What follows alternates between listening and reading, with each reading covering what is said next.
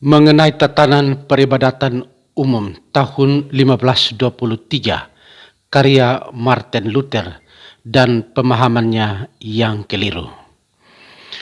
Katolik selama-lamanya amin. Selama-lamanya amin, Katolik. Pada kesempatan ini saya mencoba untuk membahas secara singkat salah satu karya Martin Luther yang ditulis pada tahun 1523 mengenai tatanan peribadatan umum.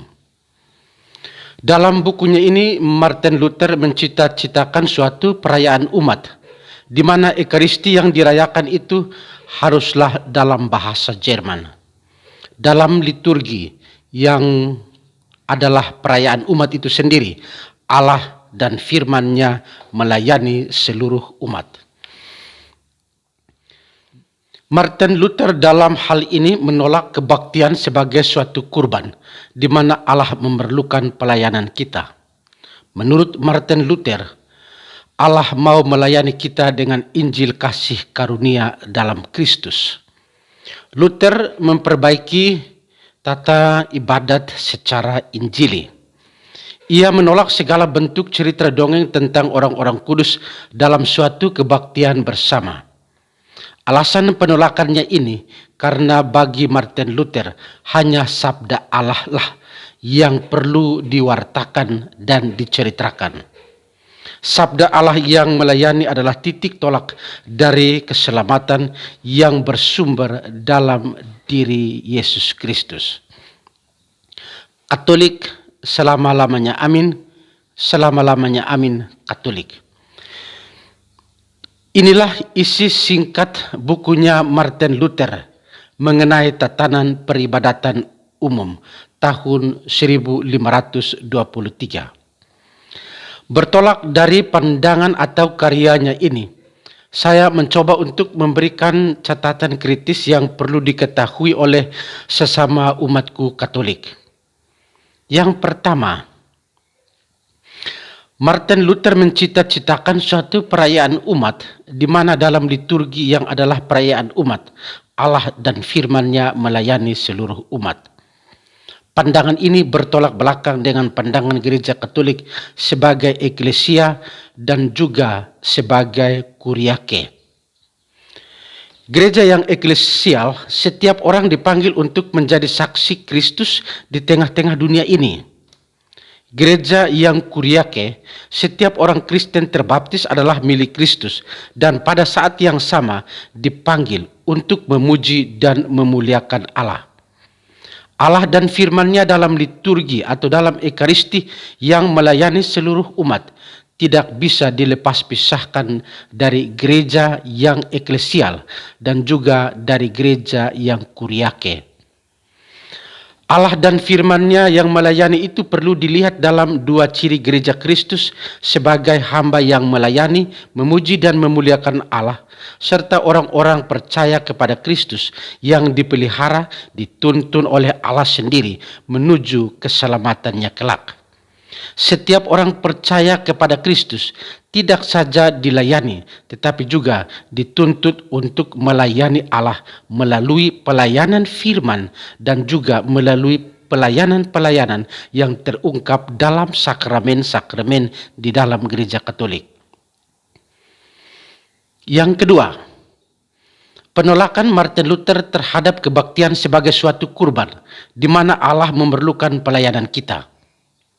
Kalau kita membaca Kisah Para Rasul bab 2 ayat 41 sampai ayat 47 mengenai cara hidup jemaat atau mengenai cara hidup gereja perdana, mereka berkumpul dalam suatu persekutuan, memecahkan dan membagi roti, serta secara bergilir makan bersama-sama dengan gembira dan dengan tulus hati sambil memuji dan memuliakan Allah.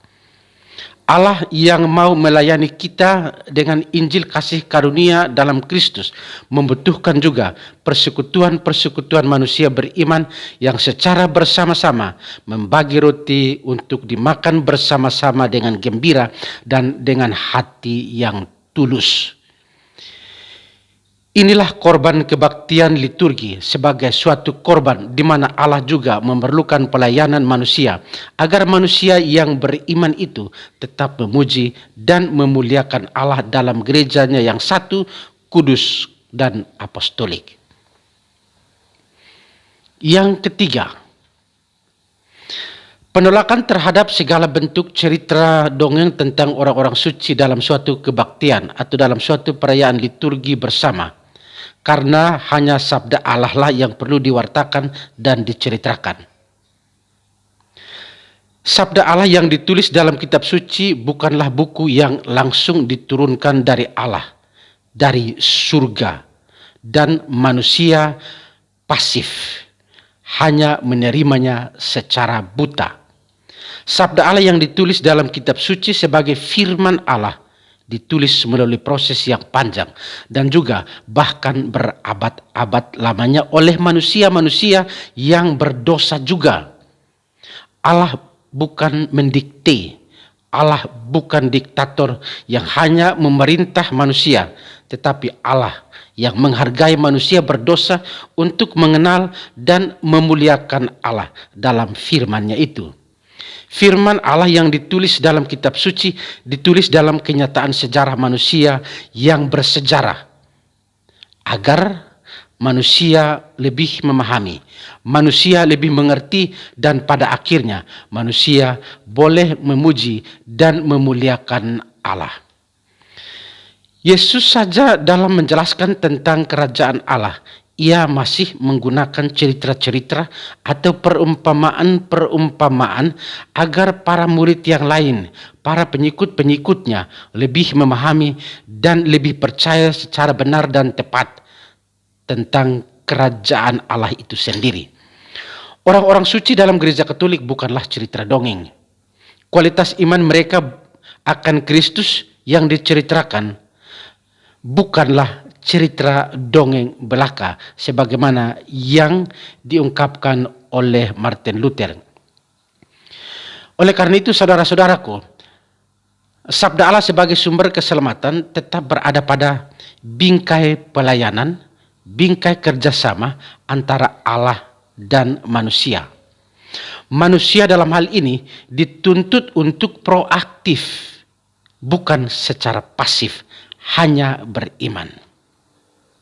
Dan yang keempat ini yang terakhir, khusus untuk sesamaku Katolik. Untuk saudara-saudaraku sesama Katolik, Ekaristi adalah pusat dan jantung hidup gereja. Dalam liturgi, Ekaristi kita rayakan sebagai misteri sengsara, wafat, kematian, dan kebangkitan Kristus. Inilah sabda Allah yang hidup, sabda Allah yang injili, dan bukan sekedar tulisan perintah yang dibaca dan dihayati lalu selesai. Hanya dalam gereja Katolik ada sakramen Ekaristi, Injil yang hidup di dalam Ekaristi, yakni Kristus Sang Juru Selamat itu. Dan satu tambahan, Ekaristi hanya dipimpin oleh seorang imam tertabis yang impersona Kristi. Katolik, selama-lamanya amin. Selama-lamanya amin, Katolik. Salam warasku.